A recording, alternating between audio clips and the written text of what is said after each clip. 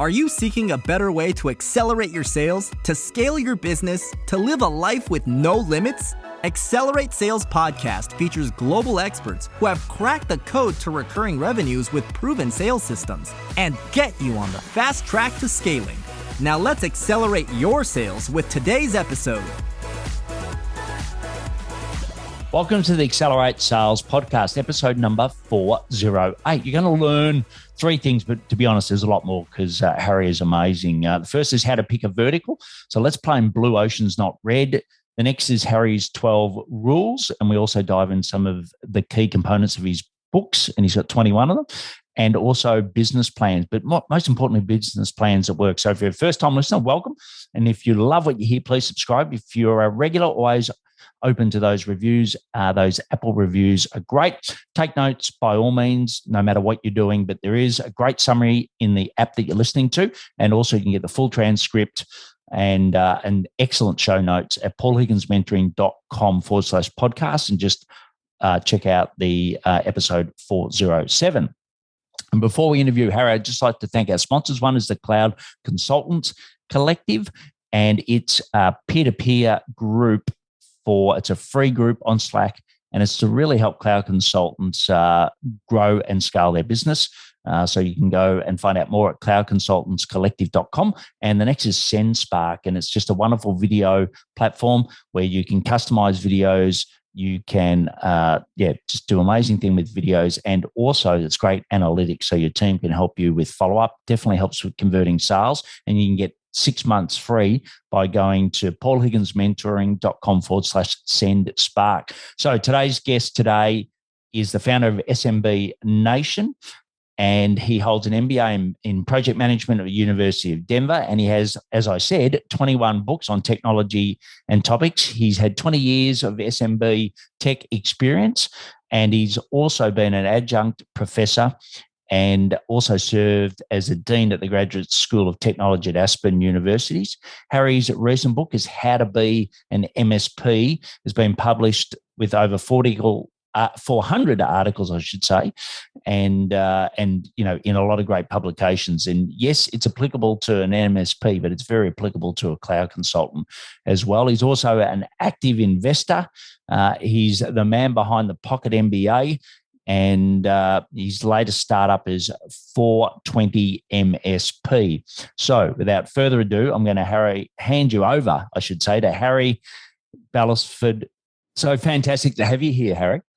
Thanks, Paul. How you doing? Yeah, I'm great. I've been reading your books. I've been doing my research for this podcast, and I'm so excited to have you here. And as I always start off with is, who do you love to work with, and what are some of the problems you love to solve for them? Yeah, no, that's a really good question. I've actually had this talk this week. Both people and segments, I like to work with early stage growth segments of the economy. I do really well with early stage markets. And the excitement and the people are optimistic. And, quite frankly, Paul, we help each other, okay? And I don't want to come off as being a little bit bitter or caustic or negative, but where I don't do well at all is mature markets, right? That's a different mentality. And the people tend to become what we call red ocean or zero-sum game, right? Like if I make $1, that means you lost $1, right? Yes. And I don't do well there. Versus early stage emerging growth markets, hey, $1 for me, $1 for you, right? We're in growth mode. So that's what I like to work in. And I slot really well with those personality types. It's a little bit crazy, unstructured. It must be my ADHD, right? I'm always. Well, as you said in the setup, you run 5 companies at once, or well, 5 feels like it. Yeah, 5 different things. Yeah, 5 different things at once, and I think ultimately you got to match what you do with your personality, right? And if that's something that is the right fit for you, go for it. I think, so many books out there is like that, and they're great books, focus on one thing, only do one thing. The Hedgehog out of that great book, Good to Great. But I think, it's what works for you. And I suppose the big question there is, what defines an early stage vertical, and how do you pick them? We're obviously going to go into the one that you've selected right now, but just tell us a little bit about how you go about selecting them. Well, I think they define themselves, and here's what I mean. I would offer first career, and I'm still active in the tech space. Don't get me wrong, but let's call it first career, early Microsoft as a vendor. So I got in '89. And Paul, this was a really interesting time, and it was early stage growth for Microsoft. Right now, they're very mature. Yes.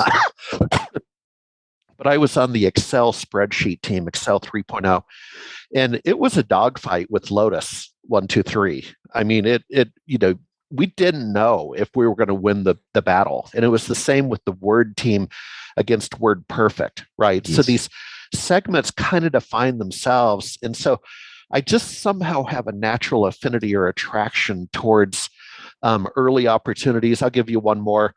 Would have been the early voice over IP days in our SMB space. So I'm talking about maybe 2004, 5, and 6. And VoIP was shaky. You may recall the voice warbles, right? You'd be on a call, you all like that. Early days, and then it just, now it's getting, I call it mature with unified communications. I mean, it finally came together. But man, back then we were competing with the old punch blocks with the copper cable in the coffee room of a company where you had to punch out the phone extensions. So I don't know, man. I guess I just kind of gravitate towards it. I have radar. Yeah, and I know you a life learner and educator. Is there anything in particular you watch or you listen to that we could sort of get a benefit of? Because I often, clients will say to me, because I'm big into verticals, and we'll talk about that, as I said, but it's like, well, I've got some great guys in management consulting, but it used to be going to them and saying, okay, well, what are the rising tides, right? But as you said, they're sort of more in the mature markets than early stage. Yeah. Give us a bit of a leg up here. Well, what I would say is, the irony is, I've written a number of books, and that somehow came naturally to me. I'm actually not that big of a reader. I don't read thick books. Ironically now, with the blogs and the online news sites, those tend to be a short form factor, right? That's not a thick book. So I do that. But if I had to say, maybe the secret to my success in that category would be just from early on getting social. Now they're called meetups. They used to be called user groups. Yes. And that works for me to just get out and one meeting at a time, one business card at a time. That was probably my secret sauce, and that's good and bad. Built up SMB Nation over 22 years that way organically, but it wasn't. Now there's a new word floating around called scalable, right? You have to scale. Yes. And so some of the ventures I'm in now, I'm using different tactics, because it's fun to go to these meetups, have a beer, that kind of thing. But that's slow organic growth, right? Versus strategic scaling. And that, I'll tell you, man, I probably left money on the table. That took me a long time to learn. Yeah. So what are some of those things that are working well at the moment to scale? Yeah. So what I've been doing in my new vertical, the cannabis technology space, is I write for 2 magazines, so Global Cannabis Times and then Marijuana Venture magazine. And I'm doing a lot of research, right? I'm creating these ecosystem logo charts that kind of show all the players in the canna tech space. And then by popular demand, I made another logo chart of the MSPs, the VARs, the IT consultants that are in that space, because they said, we want a logo chart too that's published. And that's the key. I want to key in on that. Publishing has great amplifications, right? You do something once and it goes out to 30,000 readers on the one magazine and 20 on the other. That's how you scale. But yeah, the IT service providers said, hey, we want to be on a logo chart because we use it as a sales slick when we're trying to market. And I would put that in the scaling category too, right? Here's my logo, recognized. Yeah, great. And as you said, the vertical that you're deeply involved in at the moment is cannabis. You've written lots of material on it. What are the pros and cons of us?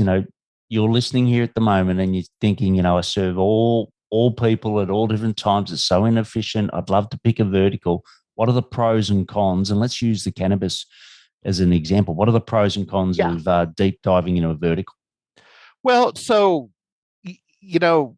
the cons would be that talk about a emerging growth market. So right now, only 37 out of the 50 states plus, and I believe that includes our territory, Washington, D.C. So 37 geographies in the United States have some form of legalization. And it's about 18 or 19. God, one of them just popped the other day. I should know my own space. 18 or 19 are adult use. Okay. And what that means is I currently reside in the state of Texas in Austin after a career in Seattle. But you can't play that game in Texas, right? Texas is a relatively conservative state. The irony is they're surrounded by states that are now legal with New Mexico, Oklahoma, and Louisiana, and they're losing tax dollars. So there's some cons politically. There's some cons geographically. Now, the pros is that you can be, let's call it a first responder. I mean, if you're the train has not left the station, right? And if you're looking for the next great thing and, you're like me and you said, man, in 2014, they took my small business server away. What am I going to do now? That's about the time I got into the space. So I'm 6, 7, 8 years in. But I'd rather be early to dinner than late, if that's the pro, right? Yeah. And now you got to be patient when you go into a new vertical. And what are some of the sales techniques?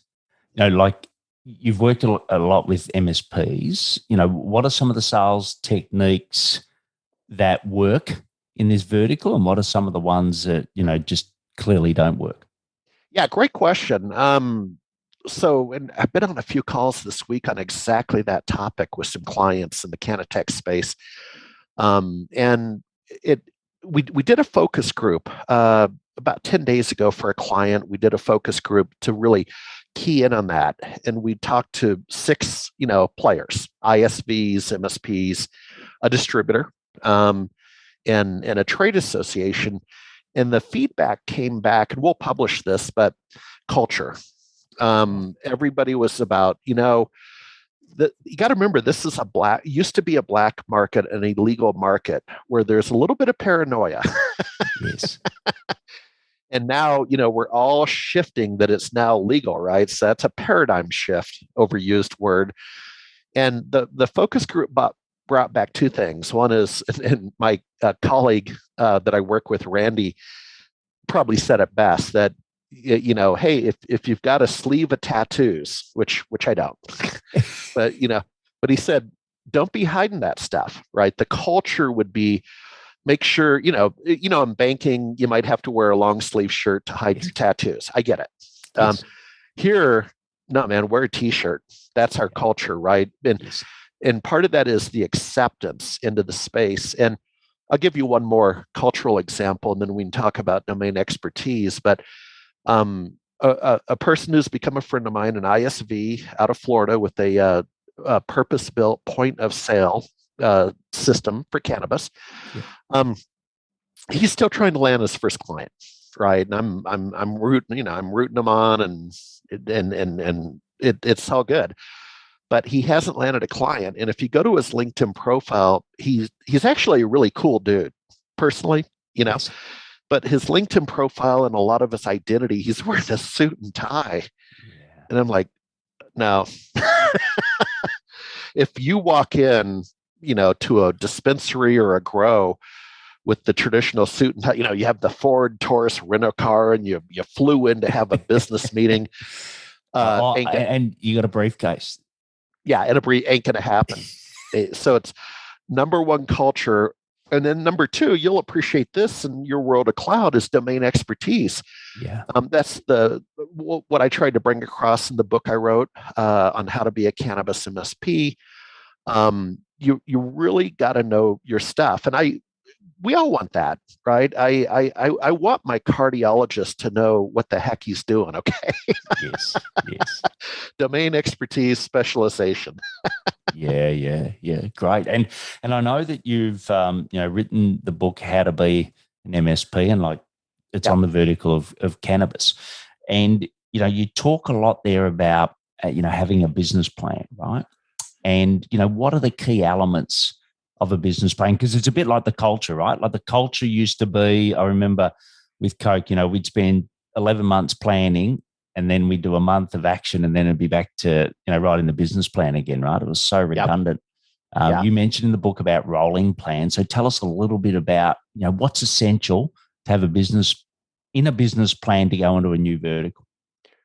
Yeah, and so that's a really good question. Now, back in the early part of my career, a business plan was a relatively long document that was typed out, right? Today, it's a PowerPoint deck, okay? And we don't want a long business plan, and a business plan is going to have sort of the pillars of any business. So sales and marketing, accounting, finance, management team, mission statement, it's kind of 10 elements to a business plan, and you can certainly find those online, those outlines. But to me, I kind of frame it up is two things. One is, and you would have seen it in the book, finder, minder, grinder. Yes. Pick 2 out of 3. Okay, so I think pretty good at finding business, and I think I'm pretty good at doing the work.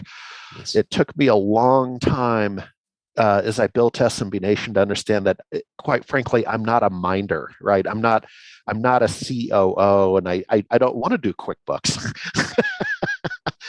And finally hired Jenny, 16 years ago, and I was able to just offload that. Now, there's always an element of trust, right? The founder always thinks they can do it better, and we get a little frustrated, and an employee will never have the insights of the founder.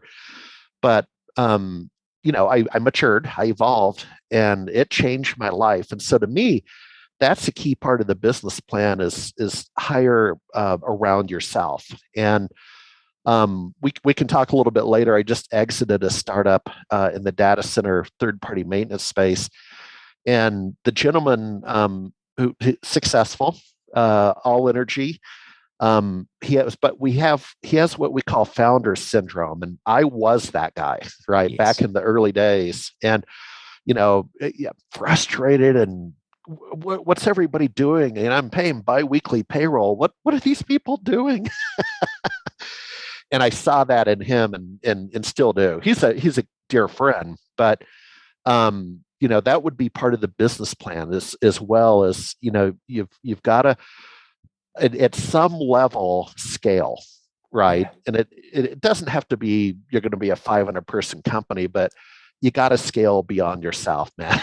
Yeah, look, I think that's so true. And I was lucky. I actually wrote into my contract when I was in corporate that I always had an executive assistant. And it was one of the key roles because I knew they'd take, it was like in the very old days, you'd get the mail, your secretary or whoever would go through and sort the mail, and then you'd only get the important stuff, right? Technology was meant to make it easier. But as we all know now, technology is just a floodgate, right? You just get everywhere. So, I've always had someone that completely screen everything. So all of my socials, all of my emails, etc., everything's screened. So I only get the stuff that is most important that only I can do. And I just did a survey in my community, and I was surprised that there's about 40% of members actually have a virtual assistant.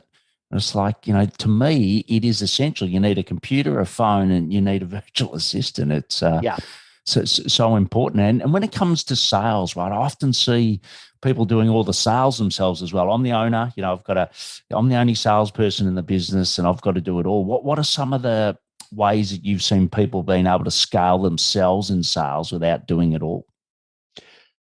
Well, that's an interesting question. Let's stick with the cannabis vertical.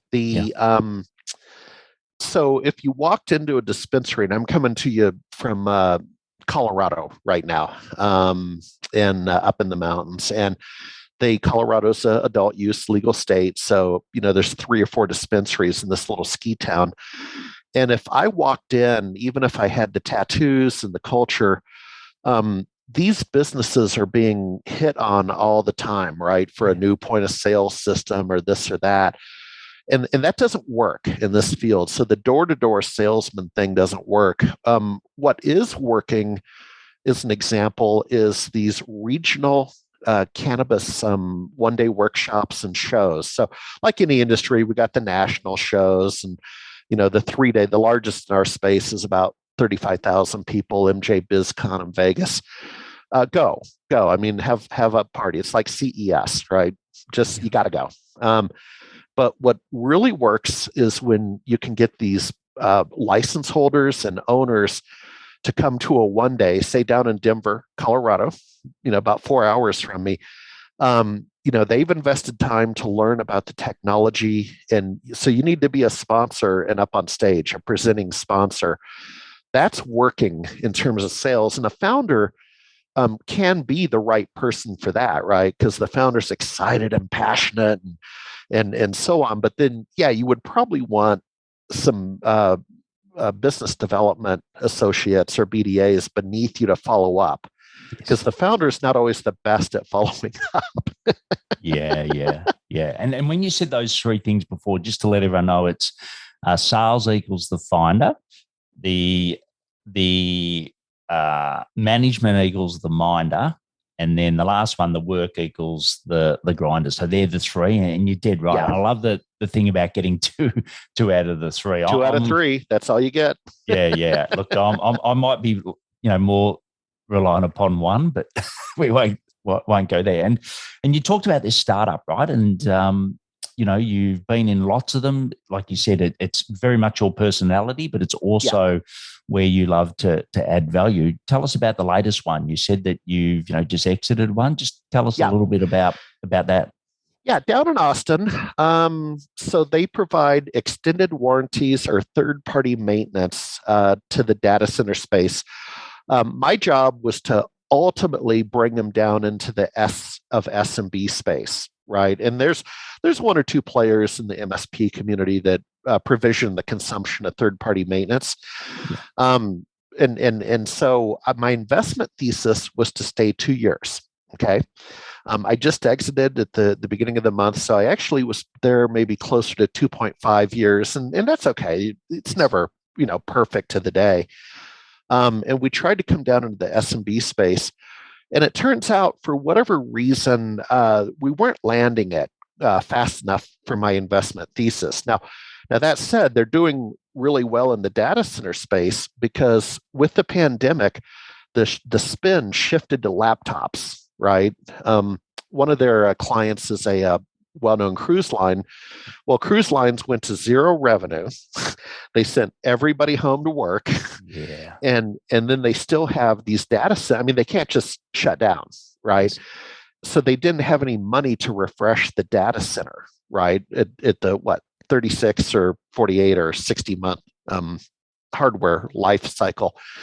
So third-party maintenance took off in that respect. But once, I had a heart-to-heart with the CEO and the founder over the past couple of months, and it's like, where are we at? Because certainly the bulk of my compensation was going to be based upon an exit, right? Equity with exit. Yes. And they said, for a couple of reasons, we're not ready.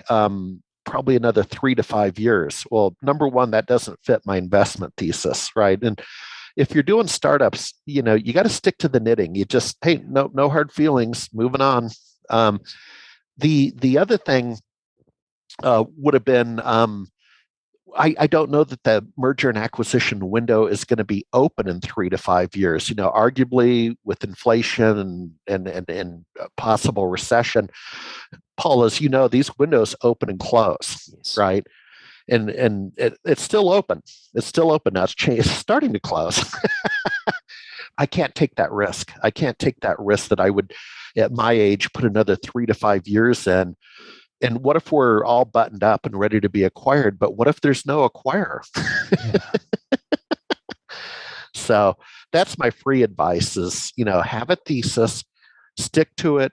Paul, I didn't even shed a tear. I know they didn't shed a tear. I think that evening I probably had a double vodka cranberry, just to blow off a little bit of steam. Yeah. Well, look, it's a really good point, because I think that's certainly something that I do some investing in that space privately. That's another way that I earn my income. Like, I haven't got 5 different roles, but I've at least got a couple. And it's that timing and what is the exit, and I think that's the most important thing, because everyone gets excited by the product and the market, etc. But it's like, well, where is the exit point here? And I think that's one of the hardest things to gauge. Now let's just turn the ship a little, using the pun of the cruise liner. You've got 12 principles, right? That you talk about in the book. Just quickly give us a summary of what those 12 principles are. Well, or what 12 I did, rules, maybe. 12 rules. Yeah. That came about. So in 2003, I wrote a book on SMB consulting best practices, right? And that was very interesting, because Small Business Server was just taking off. And the conversation was twofold. One is, obviously, it was a new product stack from Microsoft, so there was a hunger for technical knowledge, right? About I don't know, man, what we call proxy server, ISA server. I mean, a lot of these products are all gone on the security front. So there was a huge hunger for the tech specs. But I said, we need a book, and it was based on Finder, Minder, Grinder, but we need a book on how to be an SMB consultant, right? And so what I did, I had just finished, when I finished grad school, I went back, I went to the front of the classroom and want to see these adjunct instructors, right? Yes. So, you teach Tuesday, Thursday nights, and it's a little mad money. And quite frankly, allowed my wife to stay home. So we're a 2-income family, but I earn both incomes. And I enjoyed it. Love teaching, maybe someday I'll get back to it, paid my dues. But when you're in the academic community, you got to kind of have a theory, right? You've seen this. You got to publish or perish and have a theory. So I said rules of 12, like I'm some, professor. And the idea was, I'll give you 2 examples. There's a number in that book, but, go out and collect 12 business cards a quarter. Okay. And let's just, for the sake of argument, say a fiscal quarter is 12 weeks long, right? I know it's a little longer, but so you get 1 week off every quarter. Yeah. But each week, get 1 business card, and each week give away a business card. And then maybe another rule of 12 would be to read over the course of a quarter 12 journal articles in your space, right? So for this audience, it would typically be a technical article. So you're staying up to, Lord knows there's enough content on SaaS and cloud out there. It's not too hard to find. And then I go on with other examples but everything rounded up to 12. And the basis of that, again, was coming from the academic community, because that's how you become a tenured professor, right? Yes. You got to have the theory. Yes. So that's the basis, and it just flowed, right? It's like, well, let's think about 12. And one of the examples was, I believe I mentioned in that book, but when you're breaking away and doing a startup, you'd better have 12 months cash on hand, because it does take a while. And I recognize, not all of us have that kind of those financial resources, but loosely translated, well, then you probably have to go do a side hustle at night, like be an Uber driver, right? Which is fine. Yes. Some of the best startup conversations I've had have been with Uber drivers. They all, Yes. oh man, I'm gonna create a crypto coin. Yeah, that's great. And I know that, and if you want to get access to all of this great knowledge, go to Amazon. And in Amazon, if you go to, how to be an MSP, there's the first 2 chapters there free that you can read, so you can get an overview of everything that's in the book. And then obviously, the book is available, easy to download, etc., or get paperback, etc. So, if you really want to dig deeper into that, do that. And I think the other thing is around having fun, right?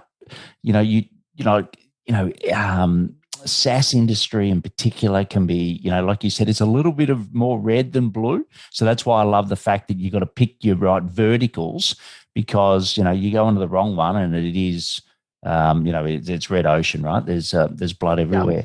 Yeah.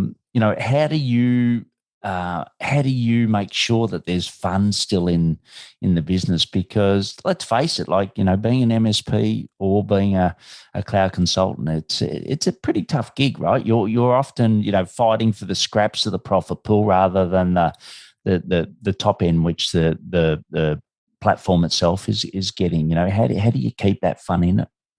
Well, a couple of thoughts. One is I probably have had too much fun in my life, and I have, but that comes at a cost. I like fun, okay, and that's just how I roll. Yeah. But it comes at a cost with, like, back in the small business server days, and I was doing the resource kits for Microsoft Press and all that. The hardcore geeks, right? You and I, we've met these people. I mean, these are like MIT and Stanford computer science people, right? These are smart people. They probably in the social strata put me in a lower caste, okay? Yes. And they were definitely upper caste. And yes, but that's me. I mean, but once I got into other communities and other audiences, fun works. You know what I mean? People, we like doing business with people we like. And I'll wrap it on this. With that Austin entrepreneur in the data center space, and we're still working together. I'm ghostwriting a book for him. Probably be out by the end of our summer. And he, CEOs, they want a book with their name on it, right? Yes. But they typically don't write it. Yes. The book is based on a childhood fable called Stone Soup, and the idea is my client walks into a medieval village one day with a cauldron with stones, and he starts saying, "Who wants stone soup? Free stone soup." But people come and go, "Well, there's no soup here." And then someone raises their hand and says, "Well, hey, I have carrots." And another person says, "I have chicken broth." And another person says, "I have onions." And so this book is basically, I'm interviewing about 12 people, and we each make a contribution to the soup. And then collectively, by the end of the book, you have soup, right, yes, that everybody can enjoy. Yeah. And so my chapter was called Taking Fun Seriously. And that came from when I first moved to Seattle. I was writing for Washington CEO magazine, and we had these awards, the top fun companies in the state of Washington, right? And so, with all due respect, I got to interview Howard Schultz over at Starbucks, and then not Bill Gates directly, but Gates and his team. Yes. And they, one year it was the top fun companies, Microsoft, and another it was, Starbucks. And they were really fun. I mean, this is a long time, but they were fun. And so that's how I roll. I mean, that's how I kind of got into it. Now, that said, let's go back to maturity. Because I've had a long relationship with Microsoft, I have the right to also, it's like a marriage, I have the right to be critical. A lot of my friends at Microsoft are not having fun.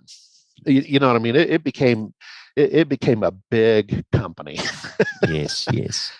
And so I'll just leave it at that. Yeah, and I think it's so important because I think even in the sales process today, like you get so many boring scripted messages sent to you on LinkedIn and whatever, but bring that personality, bring out you, have a bit of humor. Like Australians love their humor, no different to the They do. to everywhere in the world, but we've got a distinct style of humor. So I make sure that that is there in my sales process, and I think for you, if you're really struggling, you're in a technical game, but it doesn't have to be a technical sale, right? So just remember that. So what we're going to do is go to the last little section where I'll ask you 4 questions and get your rapid responses. So the first one is, what technology do you use, Harry, to help you accelerate your sales? Yeah, boy, that's a big question. I'll tell you what's really made a difference is I've kind of recast my old company, SMB Nation, and I'm trying to be lean and mean with my new venture in the cannabis technology area. Is I would say Dynamic CRM has really made a difference for me.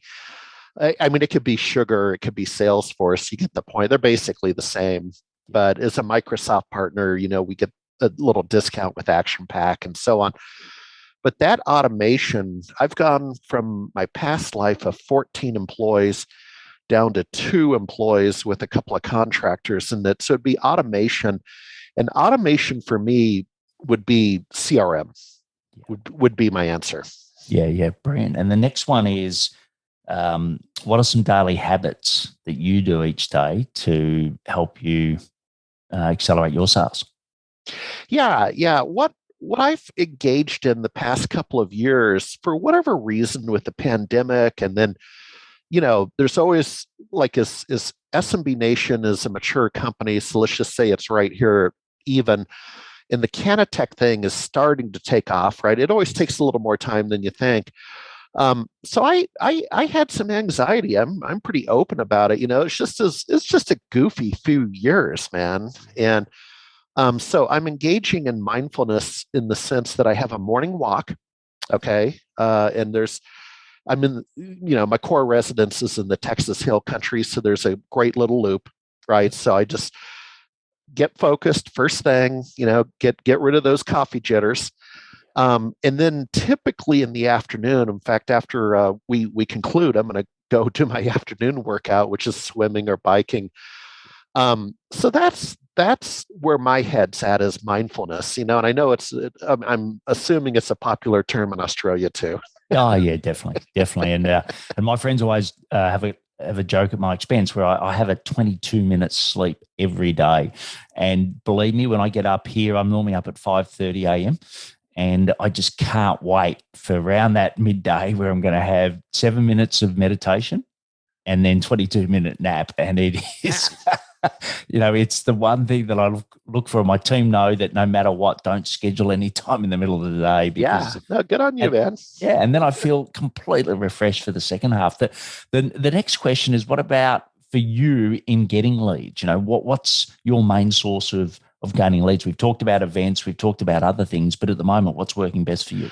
I'll tell you, that's a really good question, because let me give you a little context. I got in, super early with Small Business Server in 1997. We came to market in 98. We didn't hit our stride to 03. And, I had to do some side hustles. I was a Microsoft MCT certified trainer, right? So I did what I had to do. And what happened was, once that product hit, and the phone, you could just see it. Your phone started ringing, right? The leads were coming to me. I didn't have to go pursue them. It's a little bit the same today in Canatech. And I'll give you an example. In the SMB MSP space, again, with all due respect, I would argue with that maturity, you're not seeing that inbound lead generation, right? It's a different kind of mature marketing. But I got to tell you, man, I'm getting 2 leads a week in the Canatech space, and they're coming from both my outreach, with my publishing and all that, but also my existing clients are referring, other ISVs and stakeholders in, and we're probably clicking at 2 a week. And I've been there. I've been there. So right now, growth by referrals, and we're gonna have to look in you can only scale so far by referrals, but I'll take it for now. Yeah. And I think that's, one of the key reasons that I wanted to bring on the show is because if you pick the right vertical, there's a greater chance that you've got a lower sales and marketing cost. Correct. Because people are going to come to you, right? Because there is a need. I always talk about the hair on fire problem, like, just solve hair on fire problems, which, me, I do choose to shave just for anyone watching it here. But, it is that makes it so much easier, which I think ties into your overall thesis, which is pick the right vertical. And the last question, which is, the big one, which I'll leave at the end, but what's one action we can take today to 10x our sales? One action. I